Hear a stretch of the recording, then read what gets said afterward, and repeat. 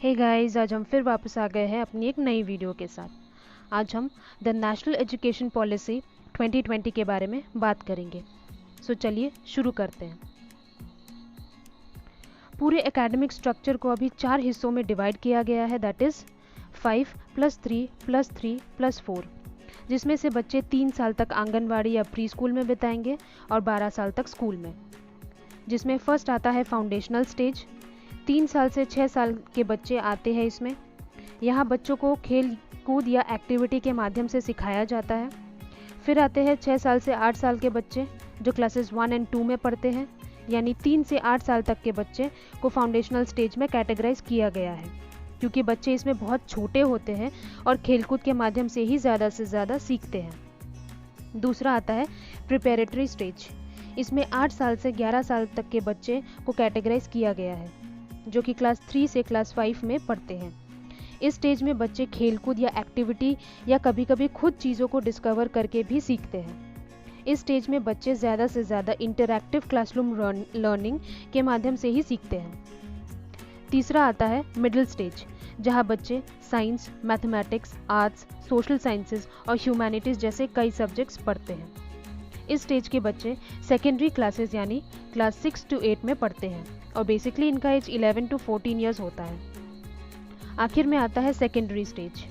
इस स्टेज में बच्चे अपनी पसंद के सब्जेक्ट्स चूज़ कर सकते हैं, खुद डीप क्रिटिकल थिंकिंग का इस्तेमाल करते हैं, उनको कई सब्जेक्ट्स पढ़ने का मौका भी मिलता है। इस स्टेज में बच्चे सीनियर सेकेंडरी क्लासेस में यानी क्लास 9 to क्लास 12 में पढ़ते हैं और इनका एज मेनली 14 to 18 ईयर्स होता है।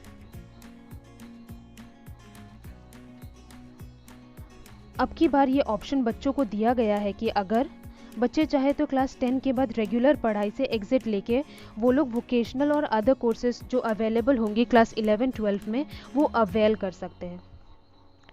बच्चे के पास अब increased flexibility and choice of subjects होगा सेकेंडरी स्कूल में, जिसमें वो लोग चाहे तो फिजिकल एजुकेशन ले सकते हैं, दी आर्ट्स एंड क्राफ्ट ले सकते हैं, वोकेशनल स्टडीज़ भी पढ़ सकते हैं।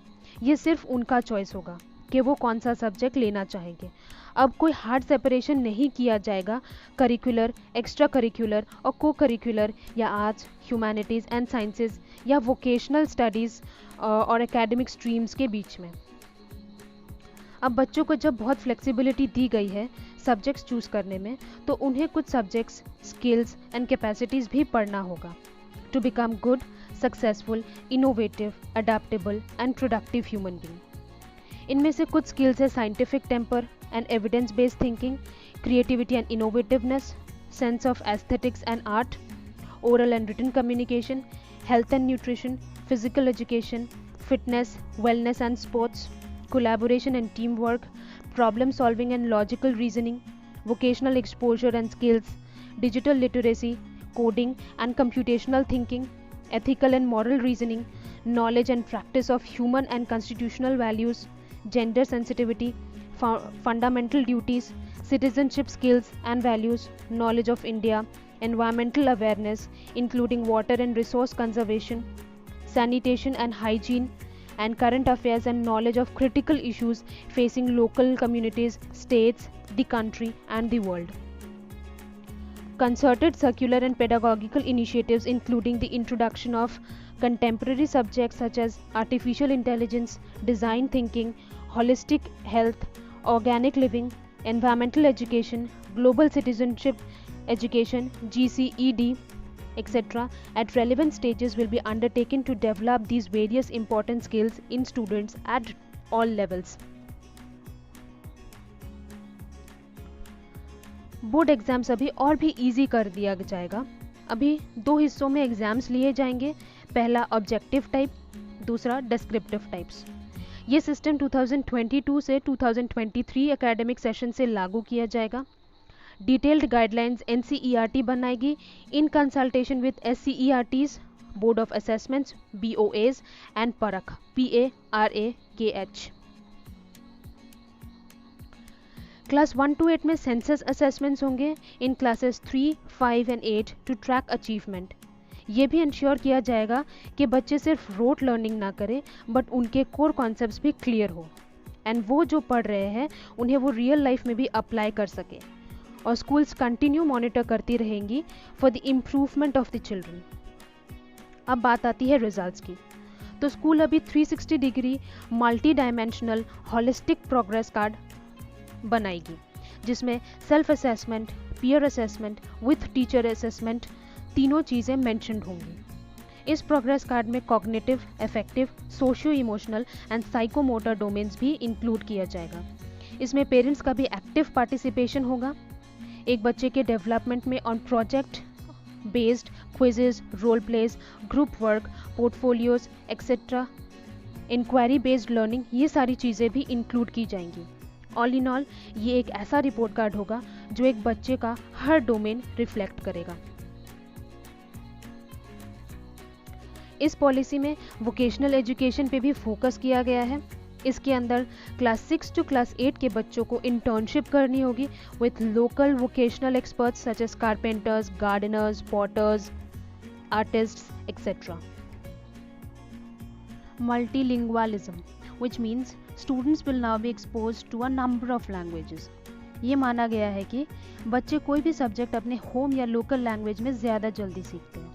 इसलिए इस पॉलिसी में medium of instruction until class 5 and preferably till class 8 and beyond mother tongue या लोकल लैंग्वेज रखा गया है। इसके अंदर कोई भी 3 लैंग्वेज सिखाया जाएगा जो कि हर स्टेट या यूटी खुद डिसाइड करेगी।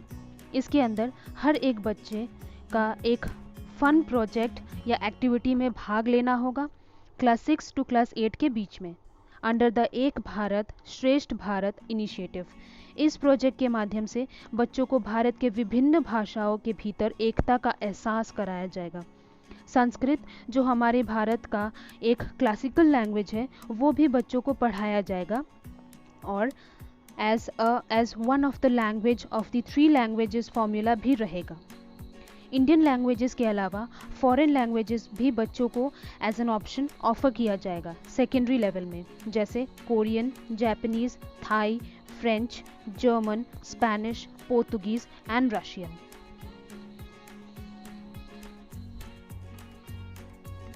ऑनलाइन एंड डिजिटल एजुकेशन में भी खास ख्याल दिया गया है। इसमें कोशिश किया जाएगा कि डिसएडवांटेज्ड ग्रुप को भी एजुकेशन का इक्वल एक्सेस हो। एग्जिस्टिंग ई लर्निंग प्लेटफॉर्म्स यानी दीक्षा, स्वयं, इनको एक्सपैंड किया जाएगा। ऑनलाइन आपको हर बुक या स्टडी मटेरियल अवेलेबल हो जाएंगी।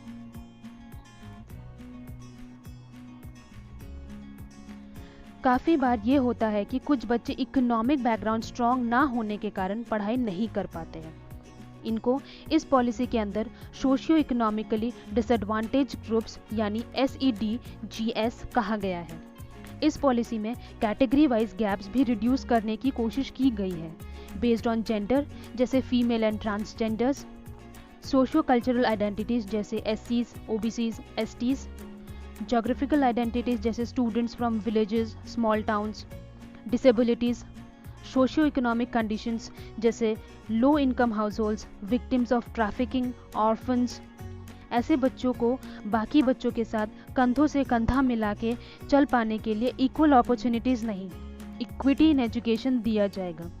उनको फी वेवर्स एंड स्कॉलरशिप्स जैसे सुविधाएं भी दी जाएंगी।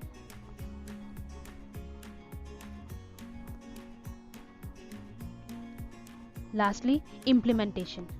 The successful implementation of this policy will be led by various bodies including Ministry of Human Resource Development MHRD, Central Advisory Board of Education CABE, Union and State Governments, Education Related Ministries, State Departments of Education, Boards, National Testing Agency NTA, the regulatory bodies of schools and higher education, National Council of Educational Research and Training NCERT, State Councils of Educational Research and Training SCERTs, schools and higher education institutions.